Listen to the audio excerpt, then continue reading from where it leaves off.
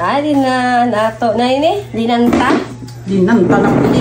Linanta na pili. Only in Bicol. Ayan. Hello guys. Ito na yung pili. Linanta na po siya. So, ganito po. Babalatan mo lang siya. Yan, napaka, lambot. At ang sarap ng laman. So, after balat, ito na yung mangyayari.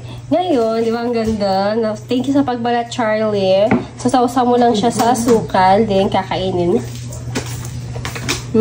Sarap. Ito na siya.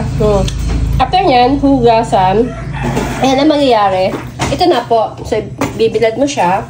And, ayan na. After bilad, so, tatanggalin yung shell. Bubuksan.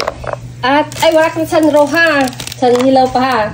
Then, after that, ito na yung mangyayari. So, depende sa'yo kung anong klaseng pagluto yung gagawin mo. Pwede mo siyang i-coat sa asukal, sa honey.